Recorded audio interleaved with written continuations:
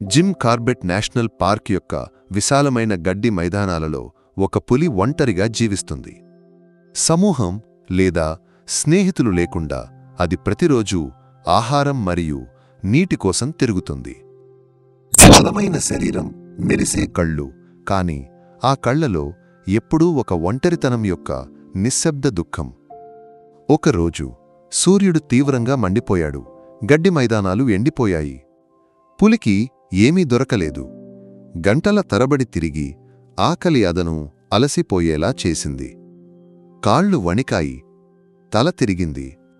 దూరం నుండి పొగ మరియు అపరిచితుల వాసన అదను ఆకర్షించింది. జీవన సంకేతం కోసం అది నడిచింది. కాని అది సంరక్షణ ప్రాంతాన్ని విడిచి బయటకు వెళుతున్నట్లు తెలియలేదు. పచ్చదనం తగ్గిపోయింది. మట్టిదారులు, ఇళ్ళు మరియు అపరిచిత శబ్దాలు కనిపించాయి. జిమ్ కార్బెట్ సరిహద్దులో ఉన్న ఒక చిన్న గ్రామంలో పులి చేరుకుంది. రంగురంగుల ఇళ్ళు, ఆడుకునే పిల్లలు, బట్టలు ఉతికే స్త్రీలు అన్నీ కొత్తవి. కాని అదను చూడగానే ఒక అరుపు గ్రామాన్ని కంపించింది. ప్రజలు పరిగెత్తారు, పిల్లలు ఏడ్చారు. పులి పూర్తిగా గందరగోళంలో వీధి మధ్యలో నిలబడింది. కొందరు యువకులు కర్రలతో వచ్చారు. కళ్లలో ధైర్యం మరియు జాగ్రత్త. వన్యమృగాలు గ్రామంలోకి వచ్చిన సందర్భాలు ఉన్నాయి, కాని పులిని మొదటిసారి చూస్తున్నారు. వారు కర్రలు జులిపించి అరిచారు. పులిని తరిమి కొట్టడానికి ప్రయత్నించారు. పులికి భయం వేసింది. తనను ఎందుకు తరుముతున్నారో అర్థం కాలేదు. శబ్దం మరియు కర్రల శబ్దం అదను భయాందోళనకు గురిచేసింది. అది తిరిగి పరిగెత్తింది. దిశ తెలియక ఆ గందరగోళం నుండి తప్పించుకోవడానికి మాత్రమే పరిగెత్తింది. పరిగెత్తుతూ శ్రద్ధ లేకుండా పరిగెత్తుతూ అది ఒక లోతైన గొయ్యిలో పడిపోయింది. గుండ్రని గొయ్యి, నిటారుగా ఉన్న గోడలు, దిగువన బురద మరియు కొద్దిగా నీరు. పడడం వల్ల నొప్పి కలిగింది. వీపు మరియు కాళ్ళు మండాయి. తల మట్టిలో ఢీకుని అన్నీ మసకబారాయి. పులి లేవడానికి ప్రయత్నించింది, కాని బురదలో జారిపోయింది. చల్లని నీరు శరీరంలోకి చొచ్చుకుపోయింది. ఆకలి మరియు భయం అదను అలసిపోయేలా చేశాయి. పైనుండి వచ్చే శబ్దాలు మసకబారాయి. పులికి కదలడానికి శక్తి కోల్పోయింది. అది నిరాశతో గుండ్రంగా గొణిగింది. కళ్ళు మసకబారాయి. చివరి క్షణంలో నీలాకాశాన్ని చూసి అది పశ్చాత్తాపం చెందింది. ఆ తర్వాత గొయ్యిలో అలసిపోయి అది స్పృహ కోల్పోయింది. మరుసటి రోజు పశువులను మేపేవారు గొయ్యిని చూశారు. పులి శరీరం నిశ్చలంగా పడి ఉంది. మొదట వారు భయపడ్డారు. కొందరు గొయ్యిని మూసివేయమని చెప్పారు. కాని ఒక పెద్దాయన పరిశీలించమని సూచించాడు. దగ్గరకు వచ్చినప్పుడు ఒకరు అరిచారు, ఇది ఊపిరి పీలుస్తోంది. కళ్ళు కొద్దిగా తెరిచి ఉన్నాయి. వెంటనే అందరూ వెనక్కి వెళ్లారు. ఎక్కువ మందిని పిలిచారు. తాళ్ళు మరియు కర్రలను ఉపయోగించి వారు కలిసి పులిని పైకి లాగారు. నేలపై పులి బలహీనంగా పడి ఉంది, కాని ఊపిరి పీల్చింది. ఒకరు జిమ్ కార్బెట్ అటవీ రక్షకులను పిలిచారు. 30 నిమిషాలలో 2 అటవీ రక్షకులు వచ్చారు. వారు జాగ్రత్తగా పులిని పరిశీలించారు.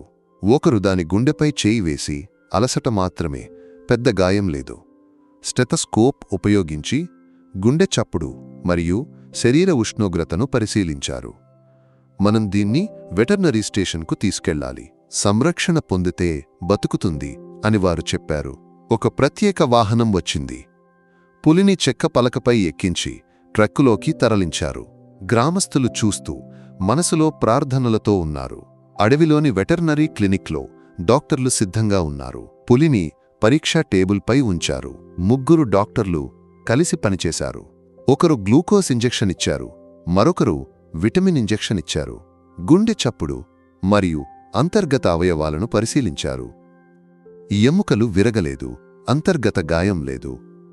ఆకలి మరియు నీరసం మాత్రమే, డాక్టర్ చెప్పారు. పులిని ఒక ప్రత్యేక గదిలో ఉంచారు. కెమెరాలు మరియు 24 గంటల నిరీక్షణ ఉంది. రాత్రంతా అది నిశ్చలంగా పడి ఉంది. అప్పుడప్పుడు గొణిగింది, కాని ఊపిరి స్థిరంగా ఉంది. మరుసటి రోజు డాక్టర్ కొద్దిగా పచ్చి మాంసం ఇచ్చారు. మాంసం వాసనాదను మేల్కొల్పింది. కళ్ళు తెరిచి తల ఎత్తి మాంసాన్ని నాకడం మొదలుపెట్టింది. అందరికీ ఊరట కలిగింది. తర్వాతి 3 రోజులు పులికి పోషకాహారం మరియు తీవ్ర సంరక్షణ ఇచ్చారు. అది బలం తిరిగి పొందింది. నెమ్మదిగా లేచి గూడులో నడిచింది. ప్రతి ఆహారాన్ని పూర్తిగా తినేసింది. కళ్ళు మళ్లీ మెరిశాయి. డాక్టర్లు సంతోషించారు. పురోగతిని నివేదించారు. ఒక సమావేశం జరిగింది. పులిని అడవికి తిరిగి పంపాలని నిర్ణయించారు. ఒక చల్లని ఉదయం ఒక పెద్ద ఇనుప గూడుతో ట్రక్కు సిద్ధం చేశారు. పులిని గూడులో ఉంచారు. అది శాంతంగా పడుకుంది. బయటకు పరిచితమైన గడ్డి మైదానాల వైపు చూస్తూ. ట్రక్కులో 2 అటవీ రక్షకులు ఉన్నారు. వారు అడవి లోతుల్లోకి ప్రయాణించారు. ఒక శాంతమైన ప్రదేశంలో వాహనాన్ని ఆపారు. చుట్టూ ఇతర జంతువులు లేవని నిర్ధారించుకున్నారు. ఒకరు గూడు తలుపును నెమ్మదిగా తెరిచారు. మరొకరు పులి ప్రతిస్పందనను గమనించారు. పులి ఒక క్షణం సంకోచించింది. ఆ తర్వాత గూడు నుండి బయటకు దూకింది. తల ఎత్తి లోతుగా ఊపిరి పీల్చింది. వన్యమైన గడ్డి మరియు స్వేచ్ఛవాసనను అది గుర్తించింది. ఎవరూ గందరగోళం చేయలేదు. మనిషి మరియు ప్రకృతి మధ్య ఒక నిశ్శబ్ద క్షణం. పులి నెమ్మదిగా నడిచింది. ఆ తర్వాత పరిగెత్తింది. పచ్చదనంలో కలిసిపోయింది. ఆ క్షణంలో విజయం మరియు శాంతి అందరికీ అనుభవమైంది.